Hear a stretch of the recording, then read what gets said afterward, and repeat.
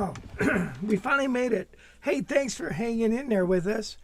Welcome to another live stream brought to you by, I don't know who it's brought to you by. It's Guitar College, I guess. We're coming to you from Atascadero. And here we are. Wes is here. Say hi, Wes. Is your camera working? No. Camera not working. No camera. Okay. And Gail's working the board. Appreciate it, honey. And so we've got a special little show today because we are going to be talking about this guitar here, which we just received from D'Angelico. And this is the Soho. We're going to go in depth with this. And then we're also going to talk about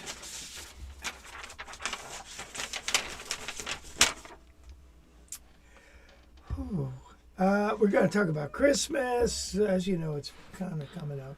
And this last week, I know you can't believe this, but we went to our 55th high school reunion. And I can't believe how many people look like they should be their dads, myself included.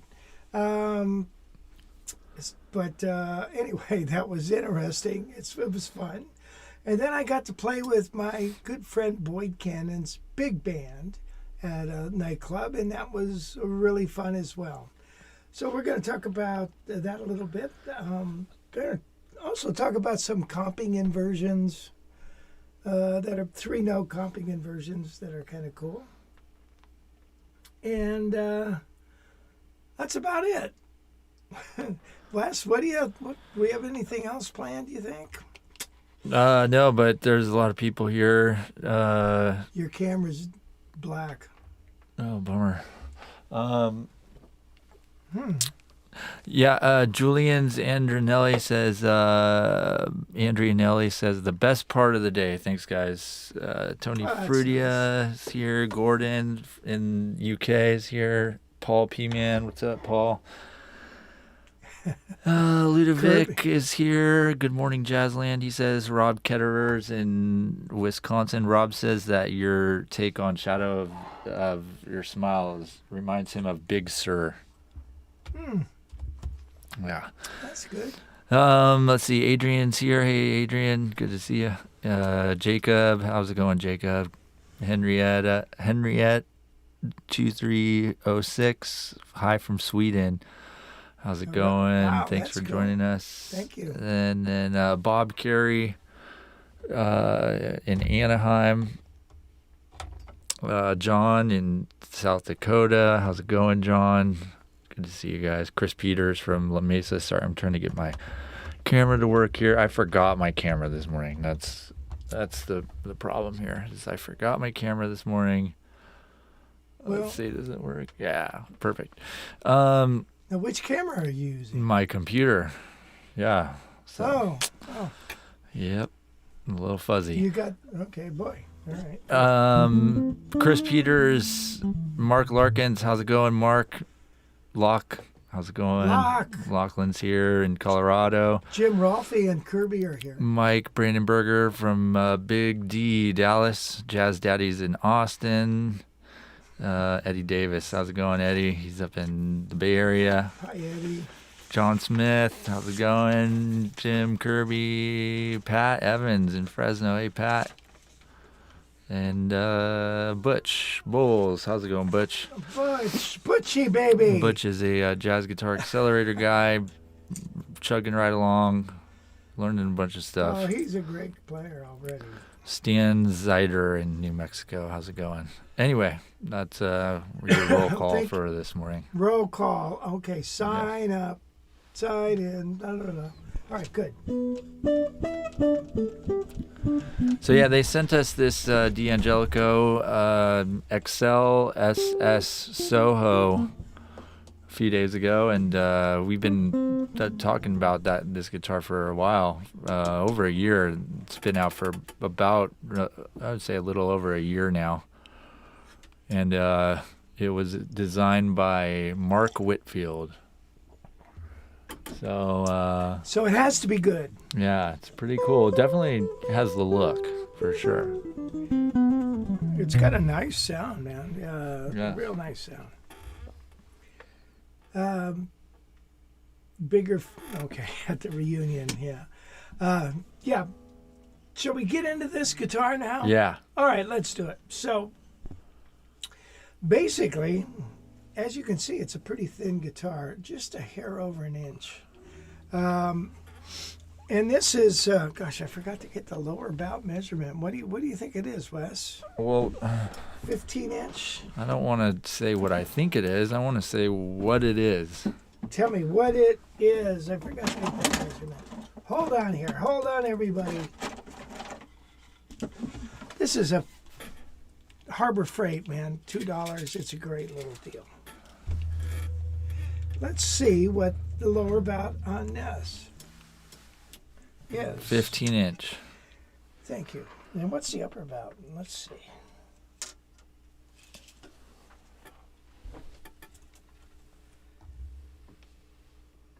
$11. Okay. So it's not a very big guitar. This would make a nice travel guitar. And then when you get there, it sounds great. This guitar is a 3/4 inch nut width. And it's a 16-inch radius, so it's pretty flat. 25.5-inch scale. I see 25-inch scale length on the website. Oh, really? Yeah, one of them's on Sweetwater. I think it said 25.5, but 25. Yeah, here on D'Angelico's site, it's 25.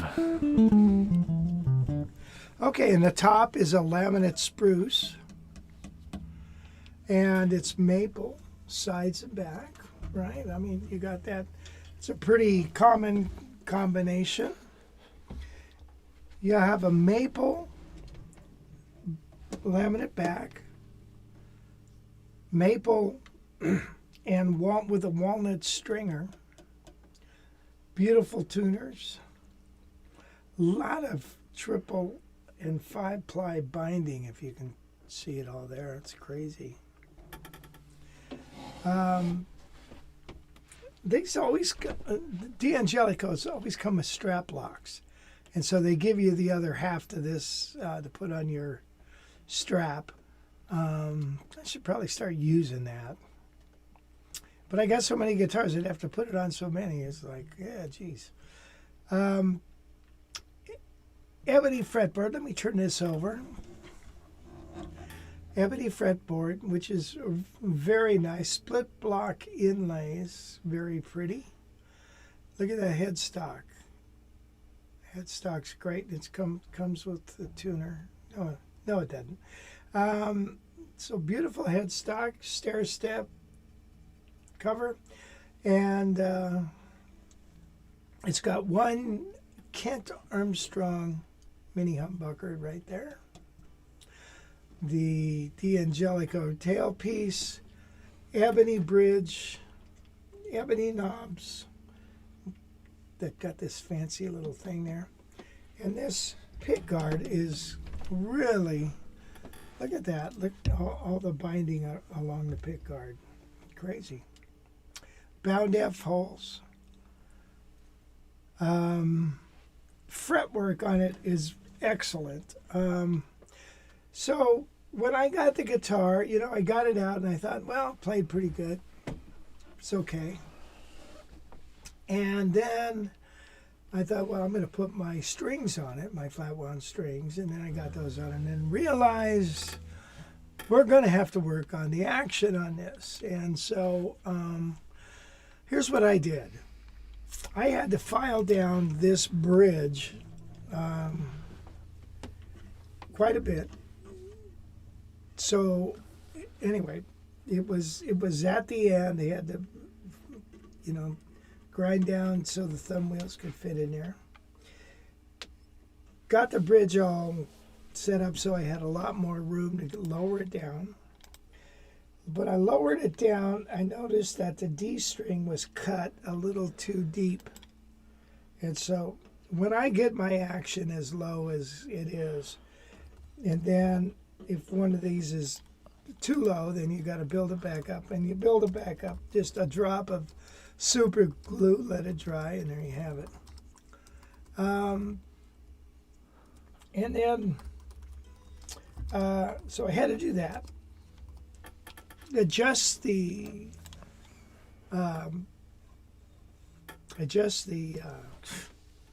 truss rod, and on most of the D'Angelicos I've got, when on this new bone nut, which is a beautiful nut, I always have to file down this corner because I find myself when I go like this, go down to tune it or something, I always catch my finger on the corner of that son of a gun, and it hurts my little finger.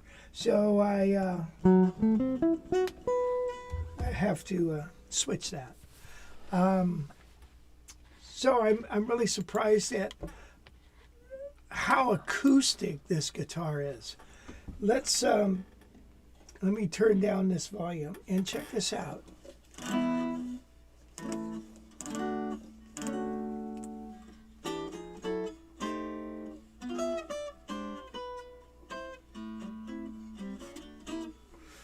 Very acoustic.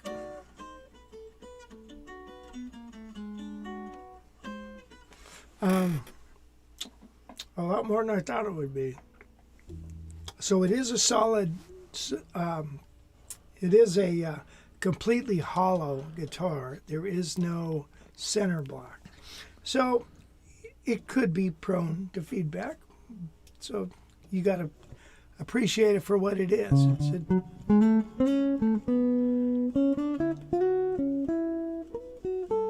But isn't that a pretty sound? Yeah.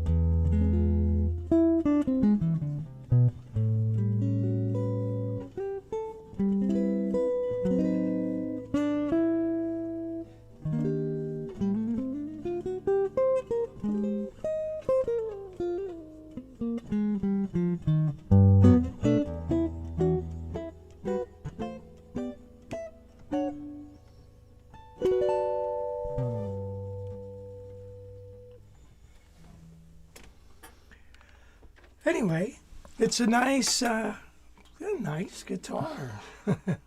So, What do you think, Wes? yeah, it's great. Is there? It sounds really good. What's I think unique about it is that there's not many thin hollow bodies out there, are there? Not this thin, no. I mean, like maybe a George Benson is about this size. But I think it's a little fatter.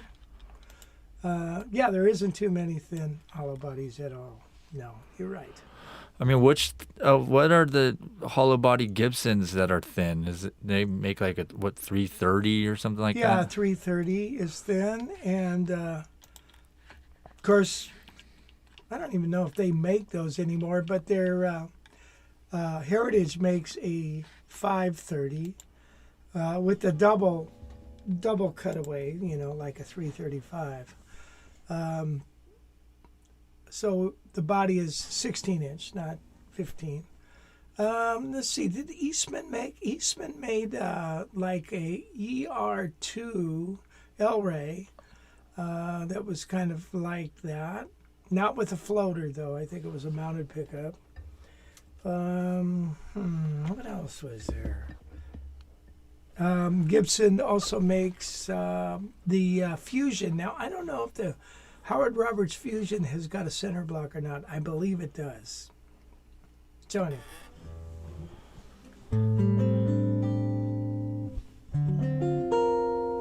Yeah, I mean, it puts out a really fat sound for such a thin body. Yeah. Wes, could you turn my headsets down just a tad? Thank you.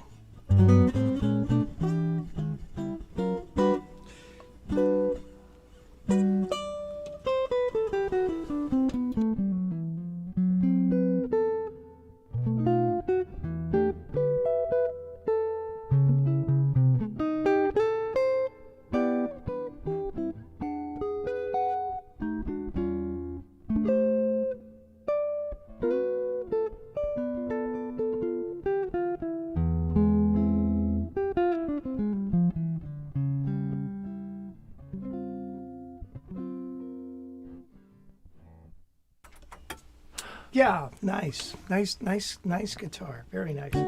Yeah. So how does it feel to you? Like, obviously, talk more about what it feels like and how it plays. And well, I got it playing really great. And the action on this is super low. And that's the way I got to have it. And I had no problems with any of the frets. All the fret ends are great. No problems. So I got it playing really nice. I'm not a skinny archtop guy. You know what I mean? So I used to play like a Chet Atkins nylon, which was a thin body, and I played it for many years. But when I play too much on this, for some reason the neck angle, the body isn't out here. Every little thing changes it. So I like the big fatter bodies, but like I said in the beginning, God, this would make a great travel guitar. Matter of fact, I had to talk to Mike Dana about this because he was looking for another guitar. He's been playing that was another one, the Eastman 146, which is completely solid or hollow with a thinner body. Not quite this thin, but a thinner body. It's a nice sound. What Julio is asking, what's the radius? 16, which is pretty flat. So if you like a classical, I mean, it's a pretty flat radius like this. Now, as I get older, I don't know if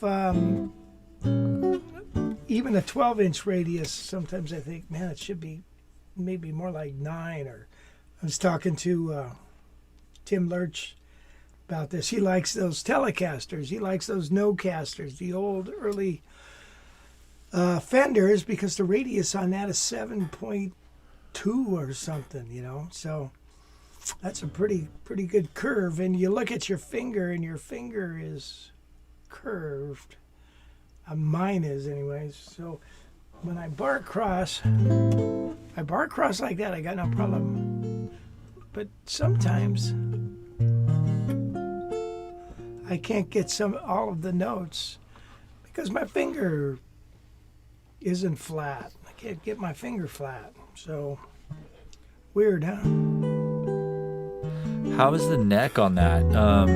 It's a It's a medium. It says it's a slim C-shaped neck is what they call it. Well, that's what it would be, I guess. It's nice, beautiful dimensions on the neck. I got no problems at all with that.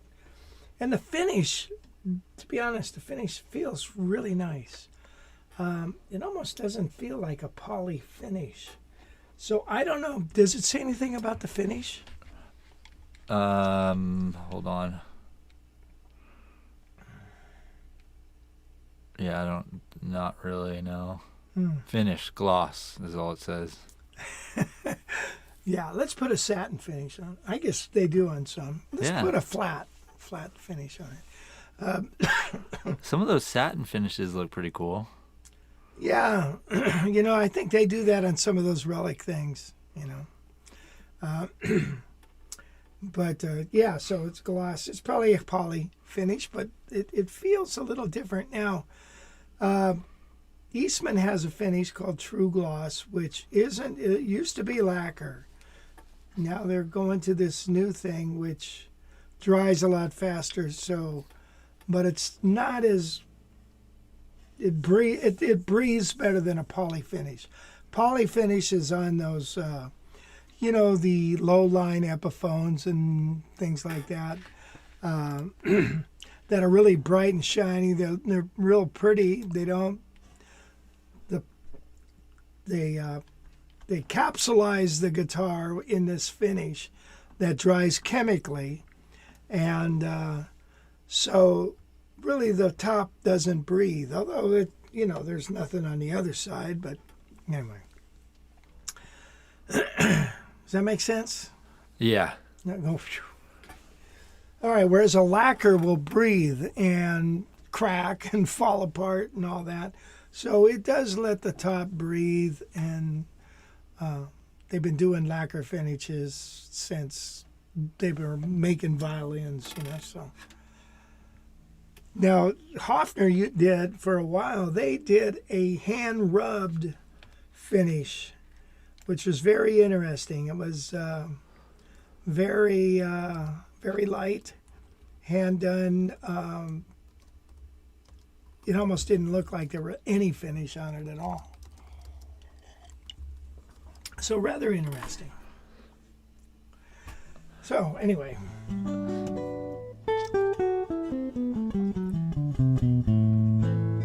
I think the pickup on this is just perfectly balanced with this guitar. It's you would think that this would be a very bright guitar, and it's not that bright.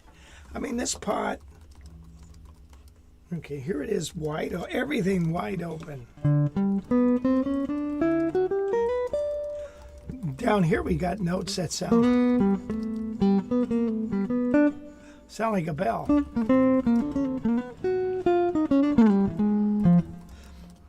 Just kind of back that off a hair, and I'm going to back off the volume. I don't think it mattered with the volume. These pots, very nice pots. And what's nice about this guitar and all of the D'Angelicos, the tuners are just so easy. I don't know what's going on with that. Oh, by the way, they're locking tuners. Did you notice that? Right. So they have that little lock thing there. What lock thing? Well, it's a screw. You see? Let me turn it.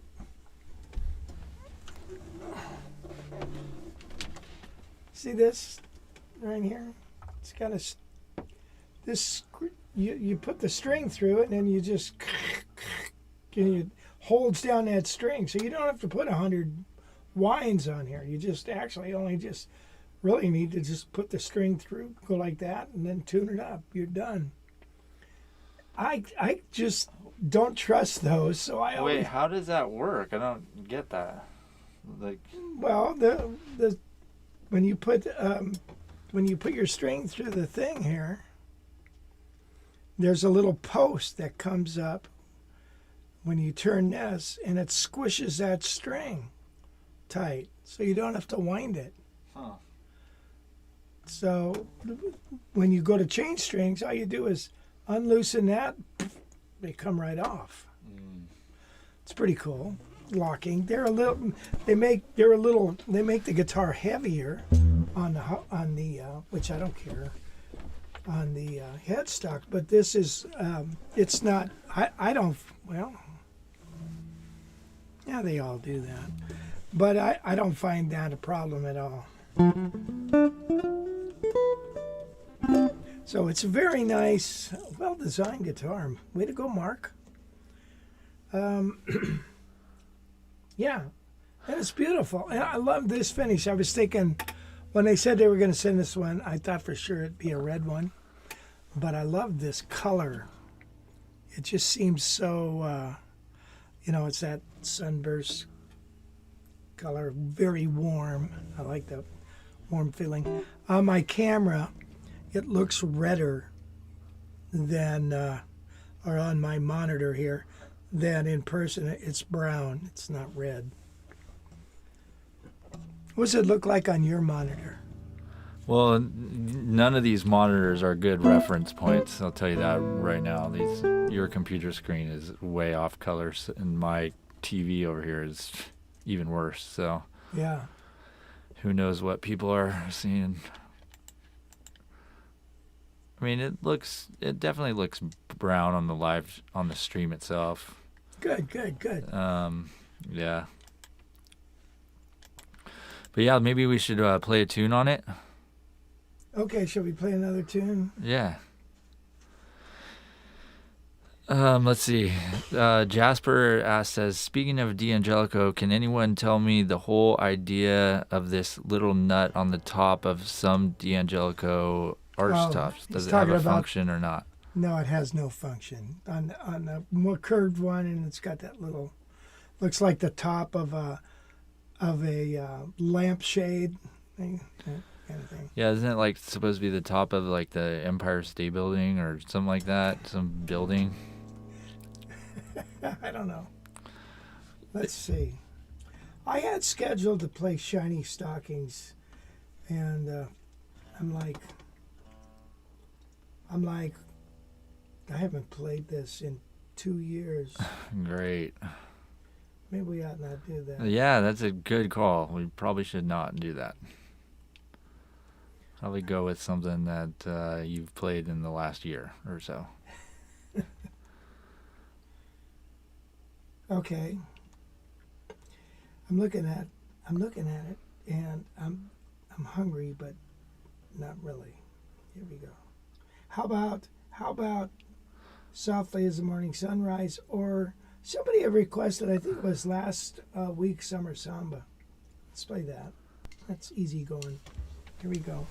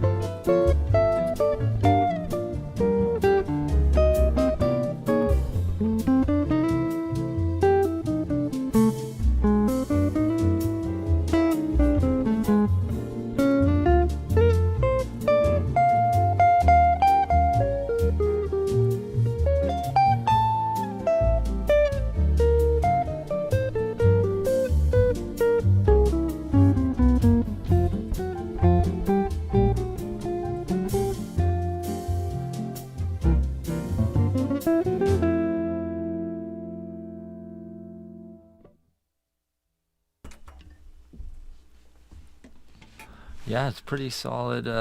Solid choice there, for sure. Yeah. I mean, it definitely does not sound thin. That's for sure. For being a thin body guitar, it's got a really fat sound. It really does. I like you. I mean, that's a sweet sound right there. Bingo. Bingo. Yeah, Paul mentioned too that the Hofner very thin, right? That's a hollow body, or does that have a block? No, it's Hollowbody. Yeah, and that's probably No, it's got a block. It has a spruce block. All the other guitars usually have a maple block, but it has a spruce block. FYI. Hey, you want to compare it to the Style B? Sure. Sherbet or Sherbert? Yes, let's do that, okay? I'm trying to comic relief here, you know. Yeah, that's not your specialty there. Although you think it is, it's not. David Bronson was asking, hey, is the Heritage from 2 weeks ago still available? Yes. You should pick that up. Yeah, that's, I believe, David, you're talking about, 575. yeah, this one here. It's brand new, which the price that we have on the website, $44.95. That's, what's that, the list price or something? Or? That's the manufacturer's suggested price that you can only advertise it for. Right. However, David, since you're such a loyal watcher and all that good stuff, and a student or whatever, we have a different pricing for you, but you have to call to get it. Wow, does this thing feel big? Yeah, so David, you can definitely give us a call. If you click on that Guitars for Sale page, his phone number and email is on there. So give us a call after the live stream, and we can figure out a good price for you on that. And those Heritage is pretty hard to get right now, a brand new one. Yeah, you know what? So I have a student in Thailand. He's actually he's Swiss, but he's over there working and stuff. So he just bought a new Heritage from Bangkok, and he asked me if I could get him one, and I said, no, I don't ship overseas anymore. I haven't had a good experience with that. And although I've been talking to other guys, and they say, oh, we ship all the time overseas. Never had a problem. Well, the problem I had, I think you've all heard many times. So I don't want it going out of the country. Now, one of the former rep for Heritage told me that China now has a middle class, and they enjoy American products. And so a lot of those Heritage guitars they're making are going overseas. It's like maybe Gibson does the same thing. Crazy, huh?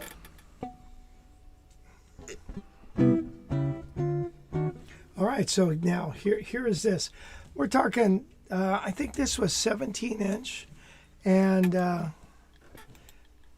3 inches deep.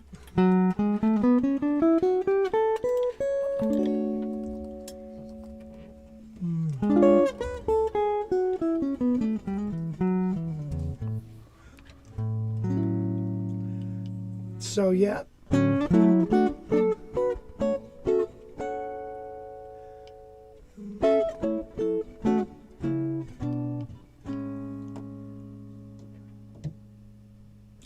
So, wow, that's got a nice sound, huh, Wes? Yeah. Yeah, this guitar has always been a fan favorite. Yeah.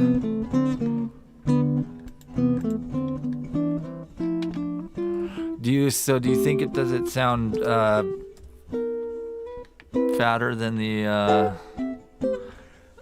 guess it does, maybe a little bit. A little bit fatter, a little. I would say on the high strings it does. Right. And you put your own strings on that other one, right? Yeah. Yep. So on the other one I did a bunch of, work on it and got it playing really good. And the same with this one, so again, you should see me try to play when somebody will hand me a guitar like Bruce Foreman and say, hey, play this. It's like, can't play anything on it. My hands are very, very weak, like my mind. That's a pretty sound.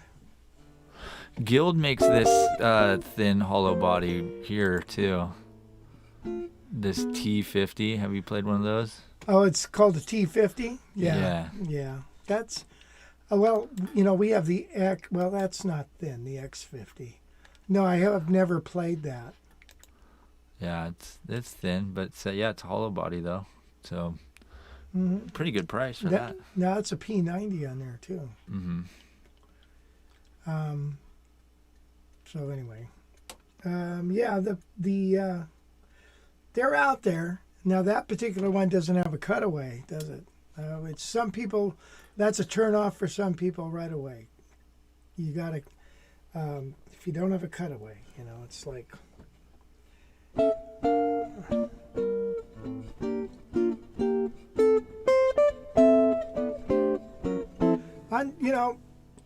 For me, up here, why do I need to play up there? It's like, this is down here is where it's all at, so.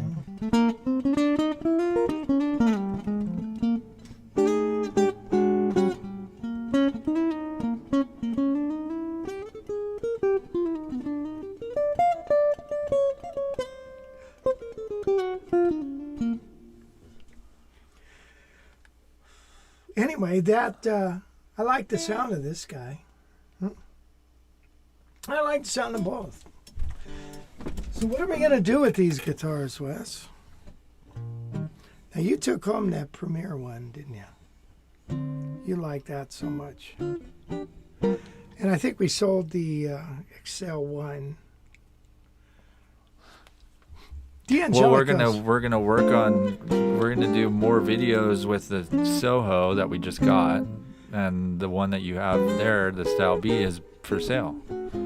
Yeah, I think next week we're gonna compare this. Maybe. Okay. Well. But yeah, we want to compare the Soho with the GB10 that he has. Yeah. Which are pretty similar, but different. Yeah. Tony says, can Gail say hello to us sometime, maybe? You have to ask her. Gail. Any other questions? No. I heard Doyle Dykes say one time that Bob Taylor said, this cutout, when you have a cutout here, it really changes the tonal characters of the guitar, and so he called this valuable property, which makes sense. I've got this urge to play Shiny Stockings, Hell or High Water.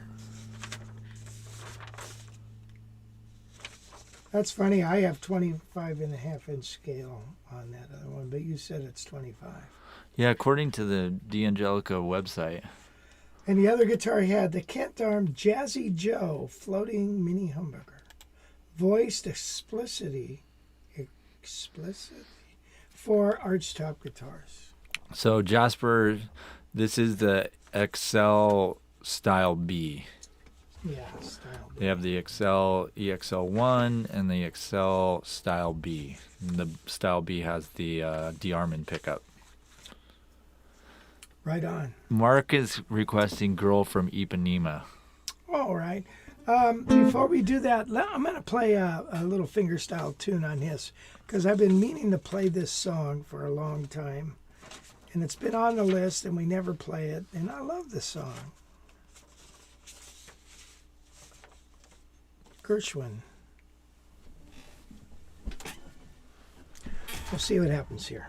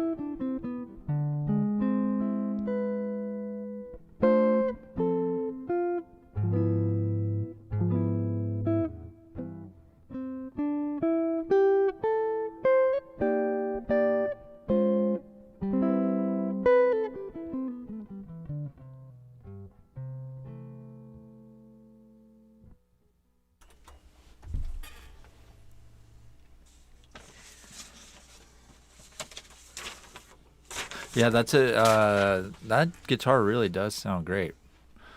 What a good deal too for the price of that thing. But, I mean, both of that the Soho is the price is on the D'Angelico website is $19.99, and then the Style B there that you have is $16.99. That's crazy, isn't it? Well, Yeah, they got to really pay good. Mark. They got to pay Mark, you know. Right. Danielle asked, were there any guitars at the Archtop Festival that really floated your boat? I see several used ones from various builders that were there for sale on Reverb. Oh, really? Wow.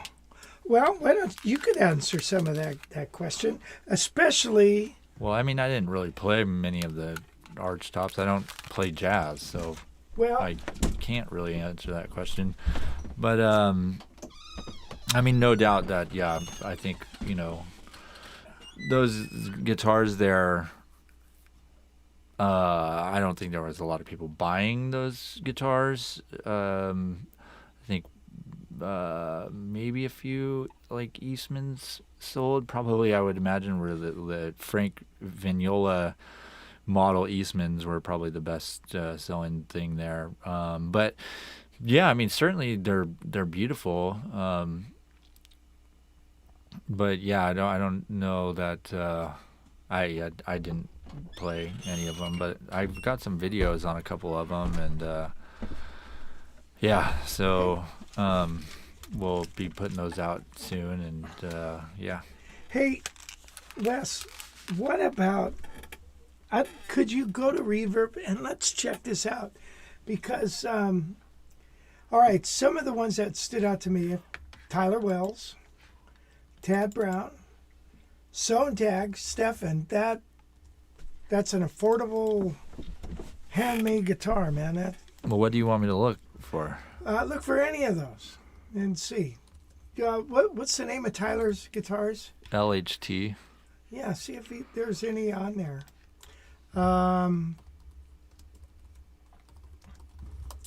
There's no Sontags on there. No. How about Tad Brown? I don't know. Hold on. Yeah, so if you Here's there you go.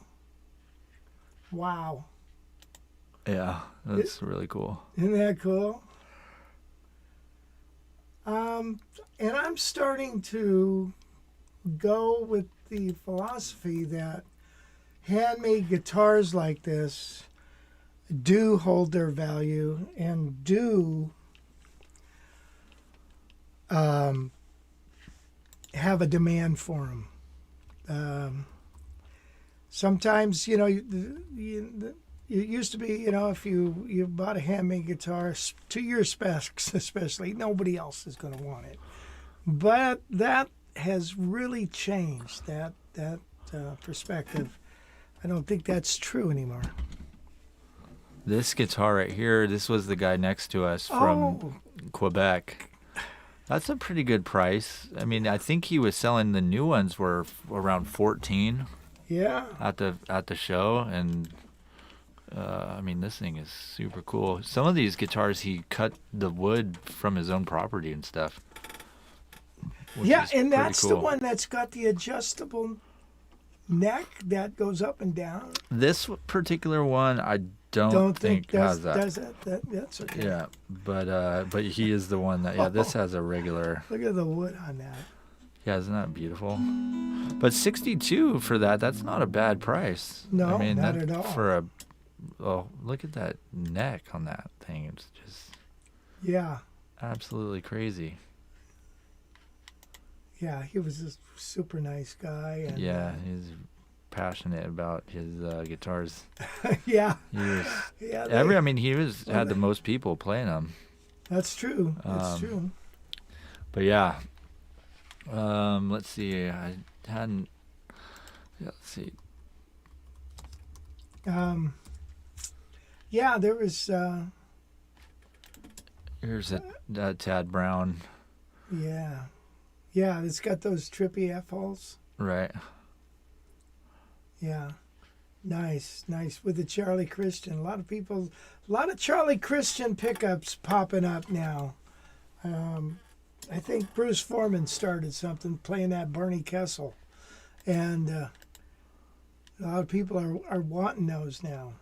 They used to be. It used to be like, oh, they're so noisy, forget it, and but now they make noise canceling things for them and stuff. And I haven't experienced that problem, but I haven't taken mine out to play, and depending on where you're playing, you if you go like this, it goes away.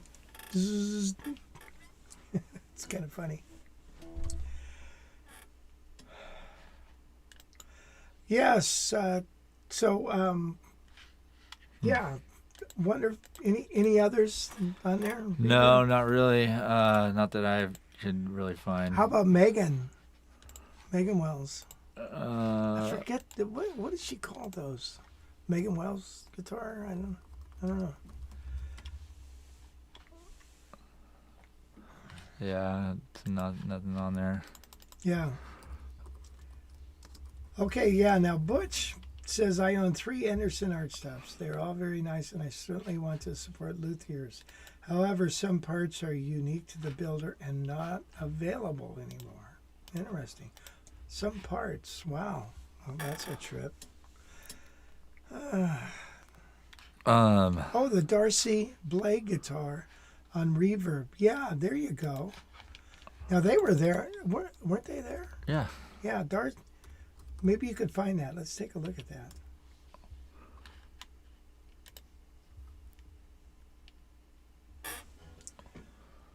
Oh, yeah, it does have trippy inlays, huh?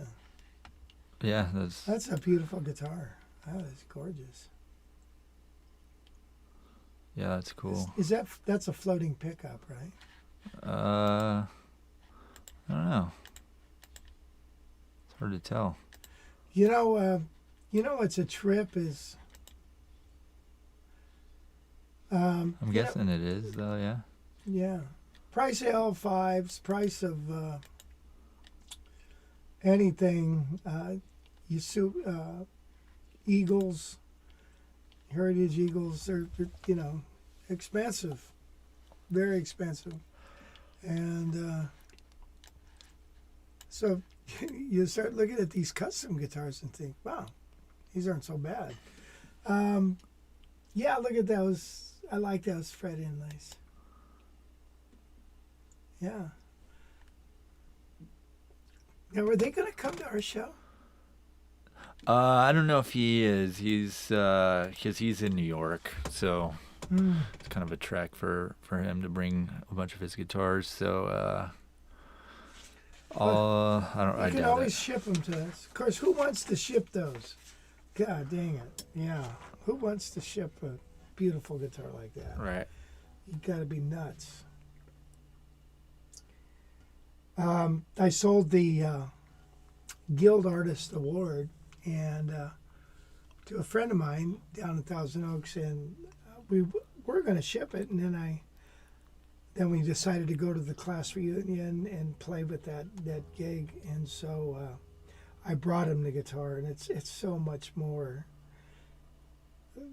so nicer knowing that it's some UPS guy isn't like Jim Carrey kicking it down the hallway. Do you want to play "Girl from Ipanema" for Mark? Oh, okay, sure. Anything for Mark. Right, Mark. Mark's a good guy. Mark's our loyal requester. He always has something to request. But I don't have the version that I really want. That's on the other machine, on the other thing. So,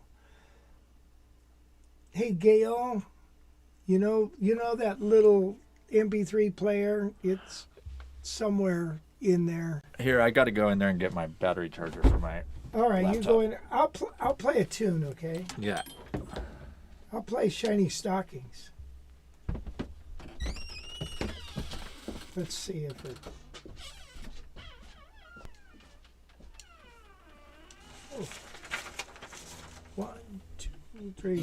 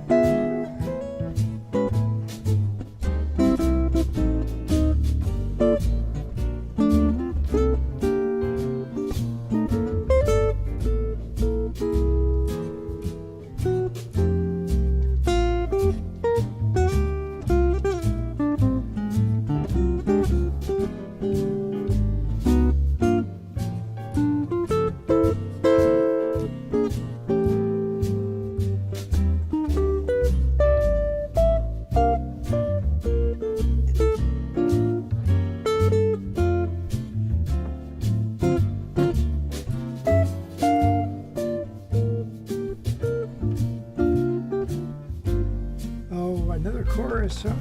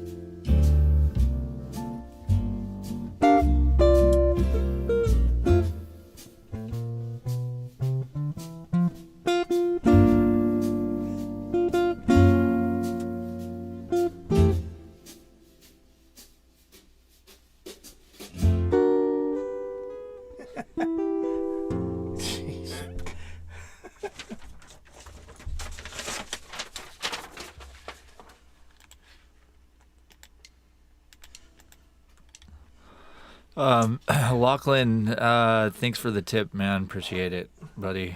You're the best. He gives me a tip almost every week, man. I really appreciate that. But he asked you, do you use both index and middle fingers when holding the pick that way? You had the pick like in between. No, like you had it. Yeah, you were using your. So what fingers are you actually using then when you play like that? These three. Pick's still there.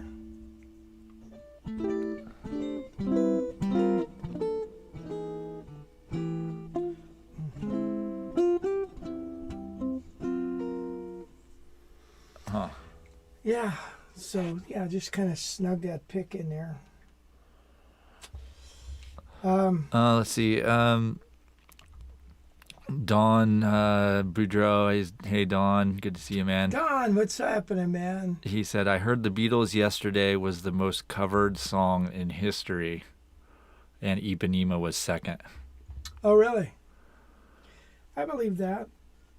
Really? Yesterday more than Ipanema? That's crazy. Well, I think the most is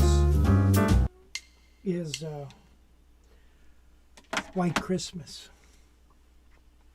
But we're talking about a non-seasonal song. I don't know. Who knows? You know, when you get to that point, good God, who knows? Right. Bob Carey said, listening to the Rocky Mountain Jazz Fest on their live stream, I loved the sound of the Linda Manzer guitar that Ted Ludwig was playing. Can you invite Ted or Linda to your Central Coast Jazz Fest? Well, we could. Yeah, well, Ted's in Memphis, right? Yeah. He's so. It's a ways away, you know. Right. It's hard to get those guys from the East Coast to come on out here. I mean, it's expensive to fly. It eats up a whole day. You know, I don't know. You know, we could ask them, but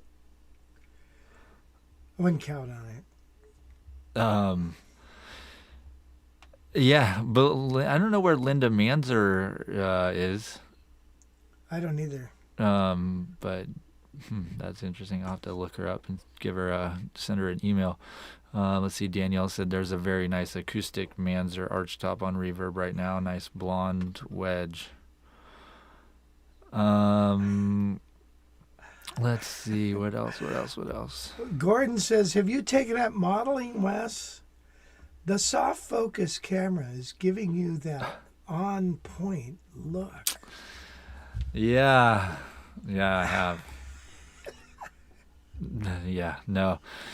Maybe one day though. It should be a easy job if you're good at it. let's see. I'm struggling. Don't know to buy the SS Soho or the fat Hollowbody D'Angelico. That's from Kai Ambar. Well, what are you going to be using it for? What kind of gigs? By the way, Eddie says 93 viewers and only 10 likes. Hit the like button, please. I guess that gives us a better rating. So if you like it, that would be great. Thank you, Eddie, for noticing that.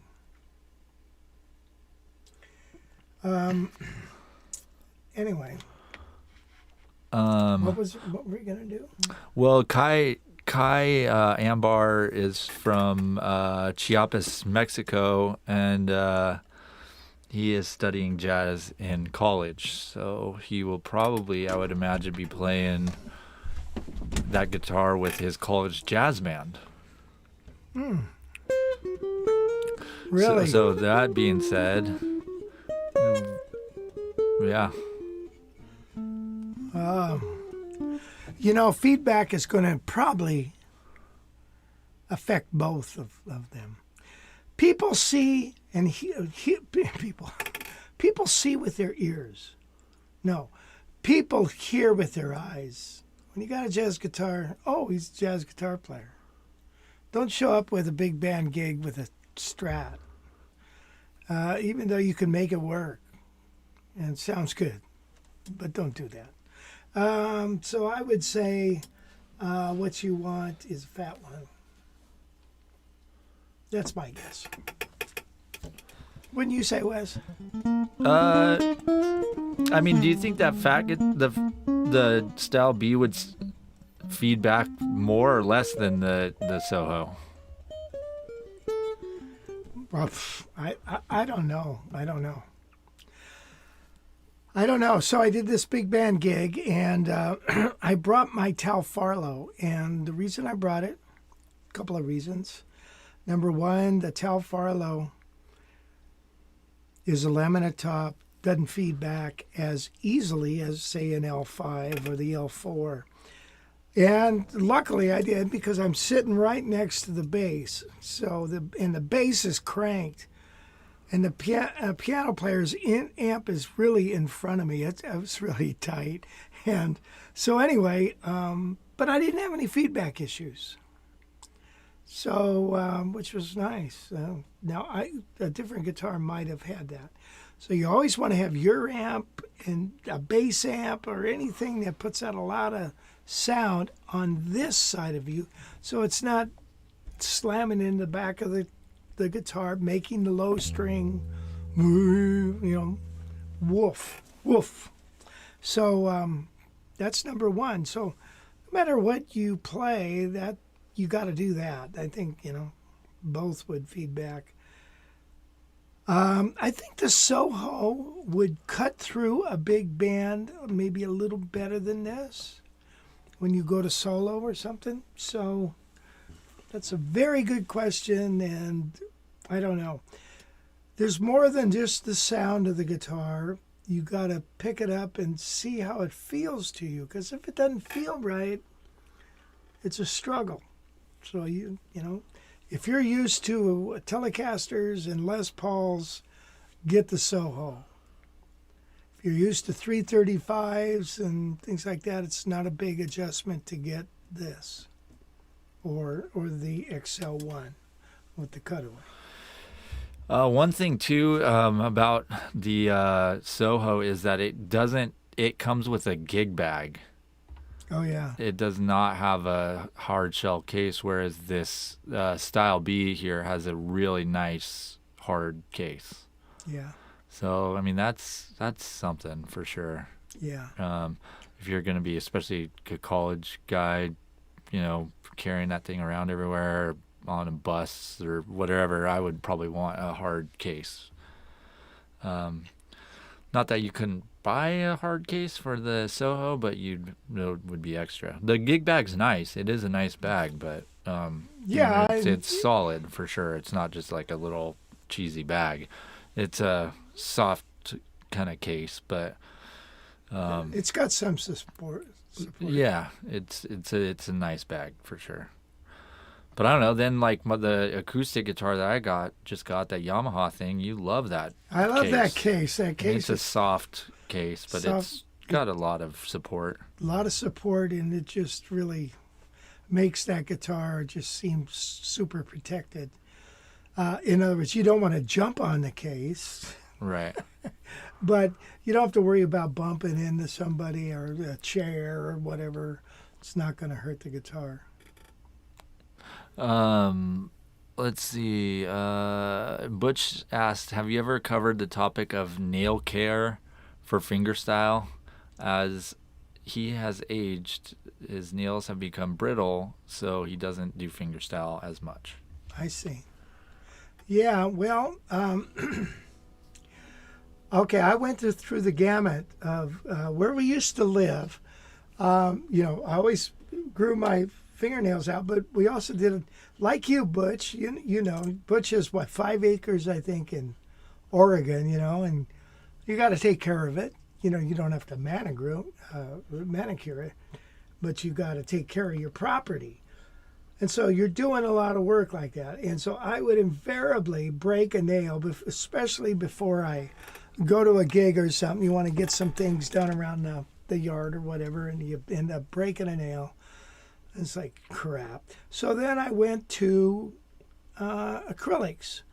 And acrylics are wonderful. They're really nice, but then you got to go back when your fingers fingernail grows out, and then you got to now come back and get them filled in or get new ones or whatever. And then they take a top layer off your fingernails. So now what you've just done is made your original nails thinner if you want to go back. So once you start on acrylics, you're going to be there for a while. Now, once I got off acrylics, it sounds like I had to go to a recovery center, to get off acrylics. And then I got into the press-on nails, just the artificial ones, and they worked pretty good. You put them on with a piece of sticky tape or whatever, and I was amazed at how well they stuck.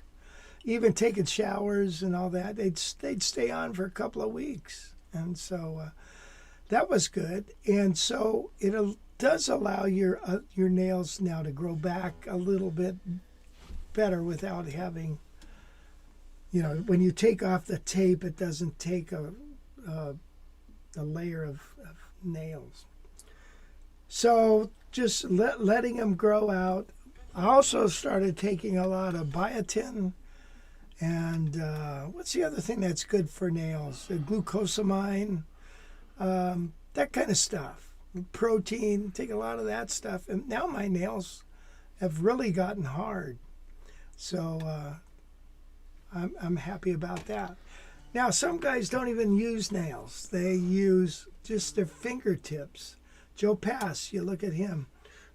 Tim Thompson is another. Now, he's always changing things, but the last time I talked to him, he just got rid of his nails, and now you develop little calluses on the end of your fingers.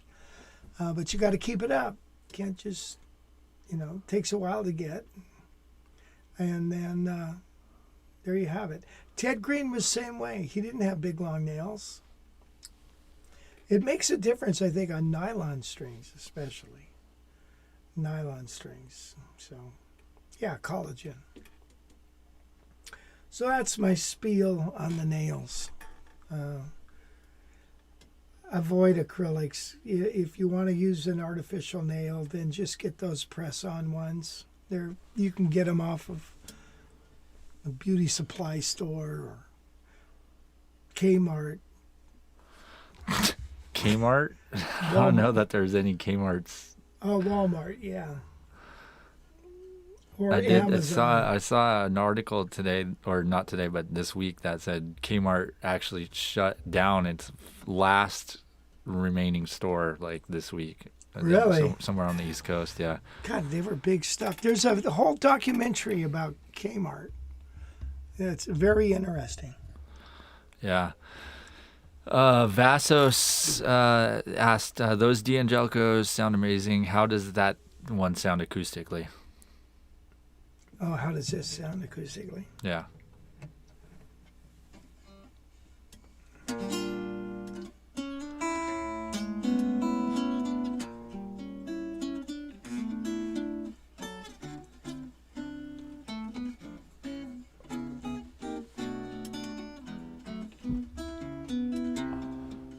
I mean, what's amazing is it's not that far off from the Soho. That Soho is loud for being thin. I know, it's crazy, isn't it? Yeah, it's probably, I wouldn't be surprised if it's the same Oh, volume. Yeah, yeah. So both of them are pretty loud there, Vassos. Let's see. Julian's is asking, Rich, talk about Benny Golson, R.I.P. Oh, yeah, he just passed away. I don't know that much about him. However, we played an arrangement. I'm thinking, what song was that? With the big band. And Ira Nipkias turned around, the trombone player, and said, Benny just passed away. And I think it was that day. So he was 94. What a life. You know, one thing about playing music, man, you can do it until you're in the ground. So that's a beautiful thing.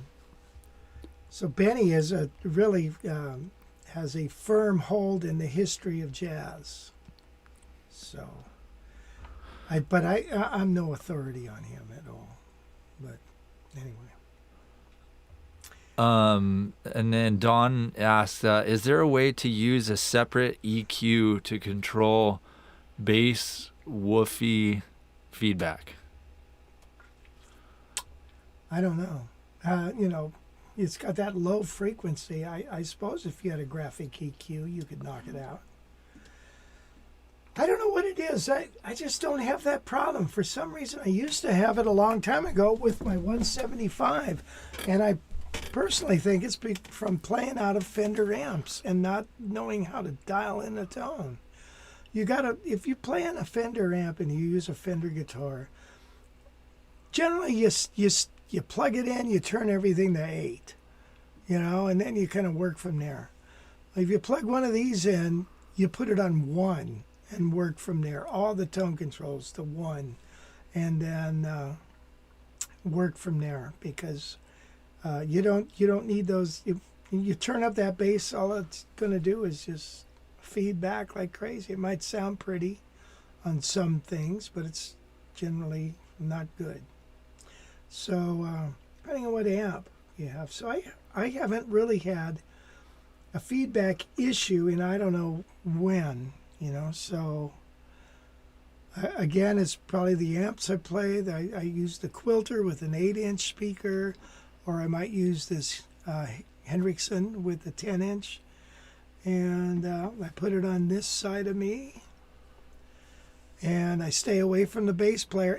Don't be on the side of the drums with the bass player, because you get a big fat bass sound, forget it. It's going to bounce right into the guitar, and you're done. You'll be playing this stuff. You'll be playing like this. And that even sounds good, doesn't it? This is ringing away.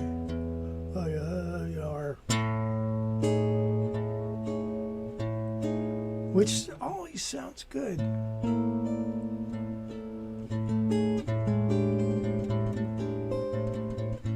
Just have to get used to that open A sound. Gordon said, I gigged with a Howard Roberts with no feedback issues, but I tried an L4 and had real trouble stopping the low strings vibrating. So probably the Soho will be much better for gigging. Which Howard Roberts? The Fusion or the 1966 version? Because a 1966 Howard Roberts is an L4 with a hole in it and a floater, yeah. But yeah, the L4 is a pretty responsive pickup, or guitar top. And then you've got the L5 type tailpiece, which is going to give it a lot more sustain. So Now, I've gigged a lot with an L4, never had too much problem at all. I mean, even on a big stage with monitors, which, if you're on a stage with monitors, don't use them. Anyway. Let's see. Eddie said, by the way, Eddie, thank you for the tip, man. I appreciate that a lot. That's kind of you. Thank you, Eddie. He said lately had to play his semi-hollow in big band gigs. I get feedback during solos when I have to turn up. Well, Mitch Holder, when he did the Tonight Show gig, he played his, I think it was a 345 or a 355. Yeah, so he, I think even, no, it can be Bob Bain. I forget what he used. But yeah, at this point, a lot of times you can't hear the nuances of a nice guitar when you got a big band jamming away, man. So you really want to find a guitar that has a decent sound that can cut through when it comes time to solo. So two or 3 weeks ago, I played with the same big band, and I used my L4, no problem with feedback. But I was very conscious of volume. So even on my solos, I guess I didn't turn it up enough. And Gail said, yeah, you need to turn up more. So this time, when it came time to solo, I cranked the frickin' thing. And so I left myself a lot of headroom here, a lot. So I down here, and then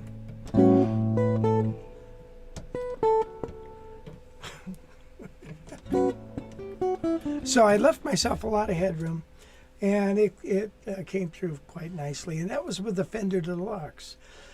And remember, even on a Fender Deluxe, it's a Fender amp, and so you got to turn the bass and the treble, whatever things there are, you got to put them down to 1 and start there.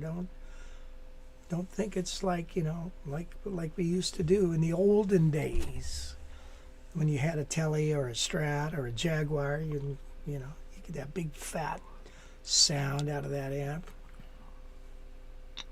Yeah, David Bronson also sent me a tip, man. Thank you, David. Appreciate that, buddy. Thanks, David. Let's see. John asked, have you ever met author Rob Lawrence? He has a really old L5. Just thought of asking you now. No, I never have. Hey, Robin Riggs said guitar sounded good at Boy's set. Thank you. That Tal Farlow is a nice combination. Maple spruce top, which I don't think. Well, never mind. I don't want my, as Bo Diddley would say, don't let your mouth write a check that your body can't cash. Whatever that means. Let's see. Oh yeah, you asked me if I did a Wes Montgomery tribute and I used the Standell. It sounded great. It sounded fine. It worked really good. But I think I'm going to sell it. Just because, how many times a year do I do a Wes Montgomery tribute? But maybe I ought to take it out and play with it. Yeah. I just like my quilters. Yeah, doesn't it weigh a lot? It does. I like my quilters and my Hendrickson.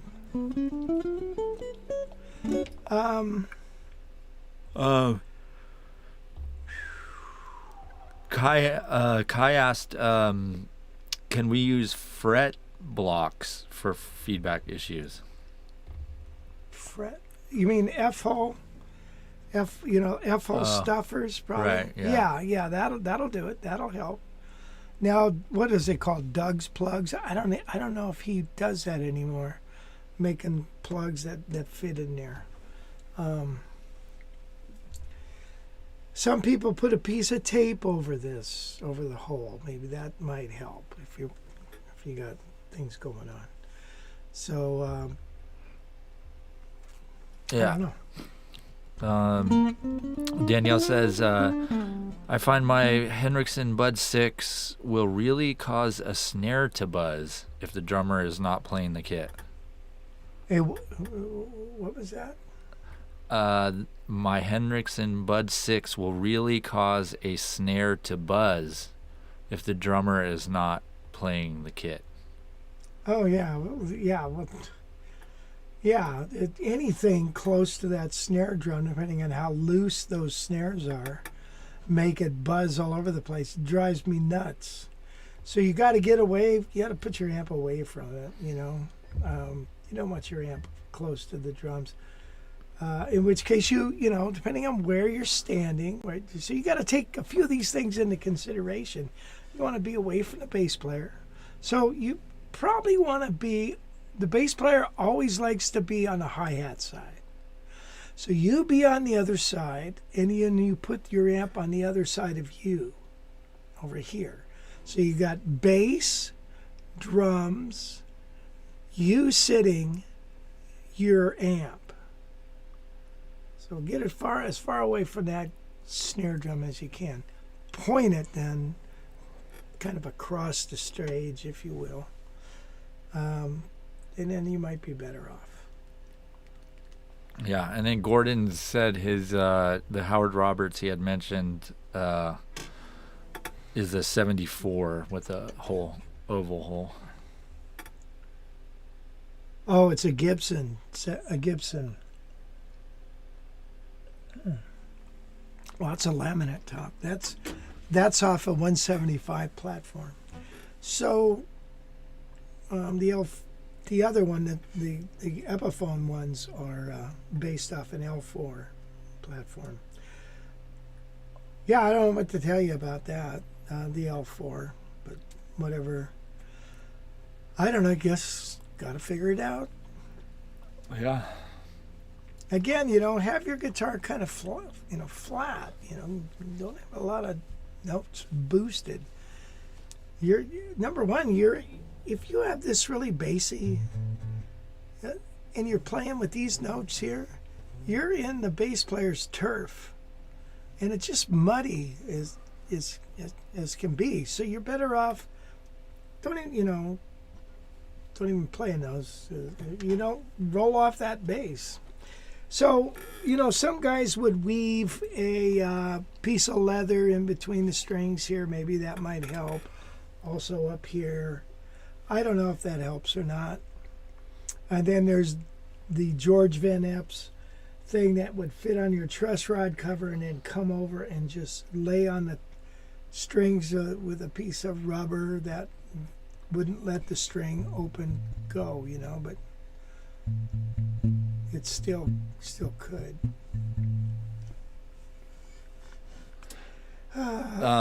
Richard Bishop said, if you have the luxury of a notch filter, like a Boss AD-2, it can help. Well, that's true.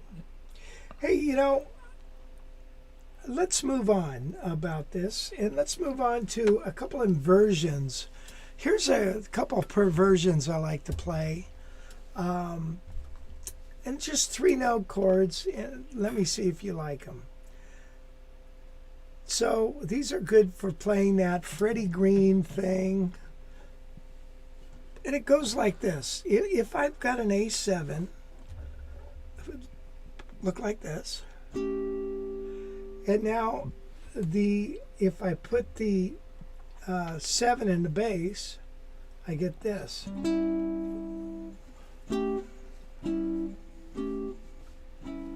Now, if I go a half step above,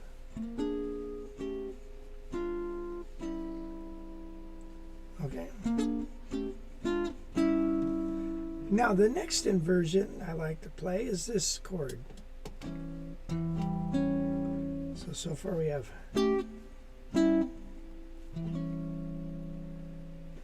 So now, so I have E, G, and C sharp. So if I go 3, 4, 1, 2, 3, 4, 1. So I'm playing a half step higher than my target.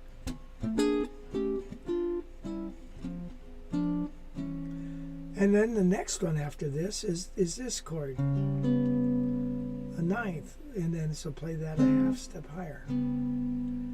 So now I get this for an A7.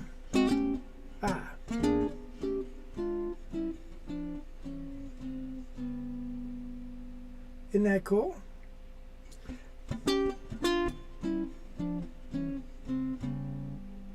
Now let's say I have a D7. If I want to move up, I might go, let's see. So I might go, here's D. And I like to play this inversion. And then here's, so now I have.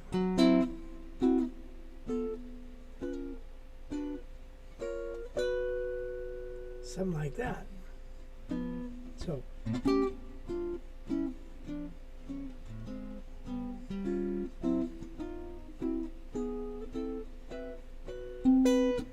Now G. C.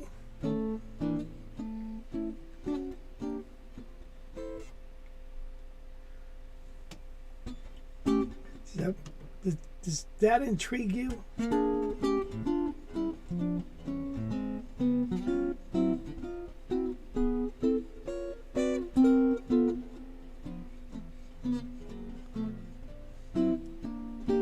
No.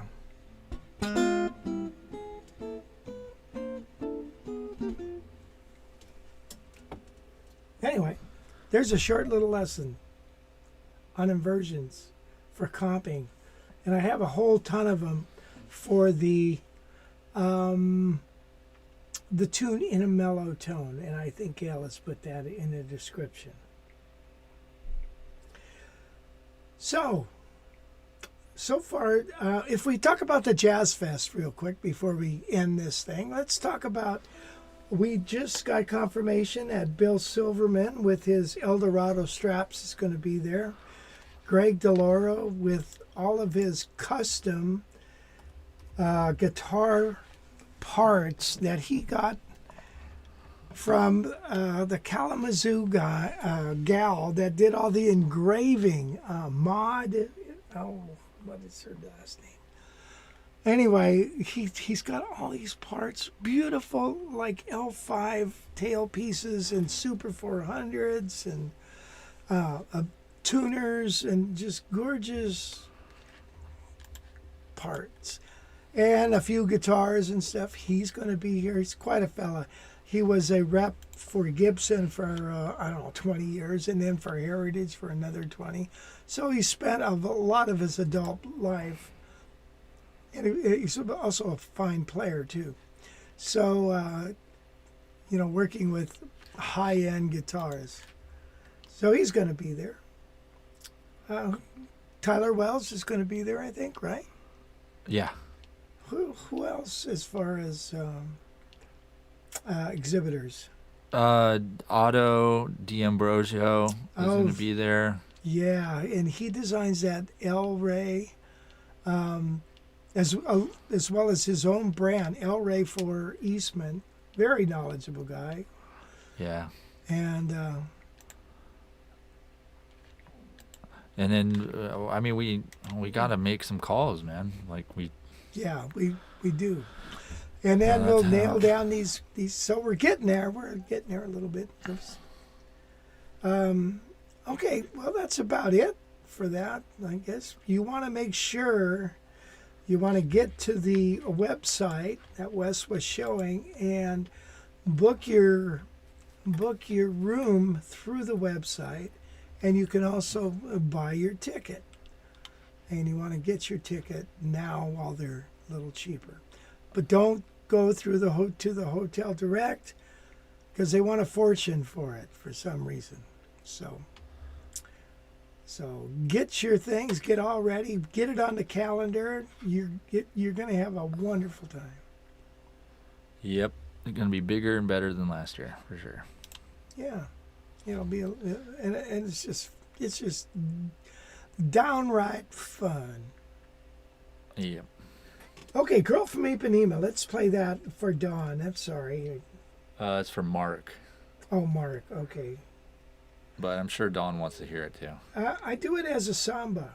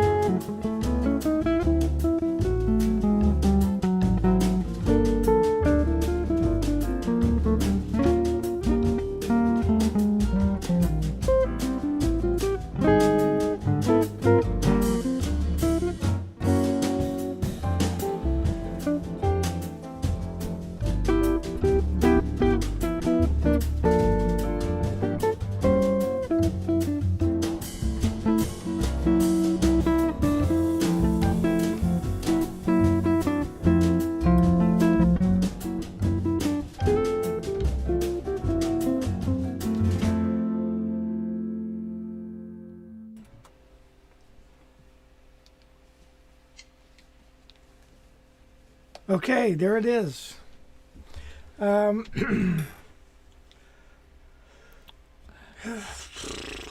Wes, what do you think? Let's probably need to wrap this thing up.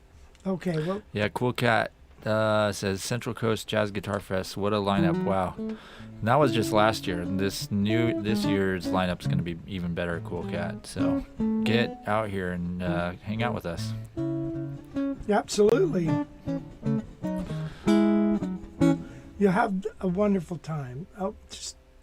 You'll have a blast. But thank you for everybody for joining us today. I thought we had a pretty good show.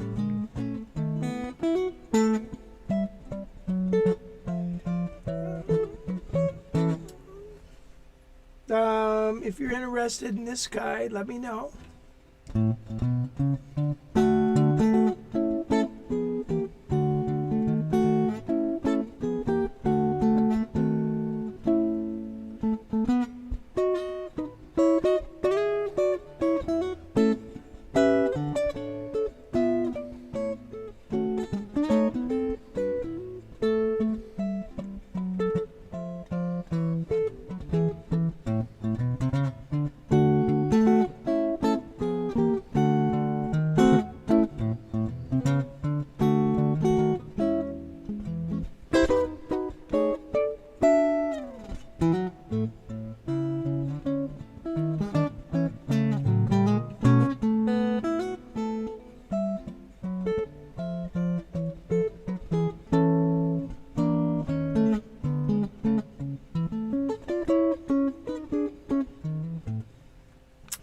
Okay, everybody, thank you so much for joining us. And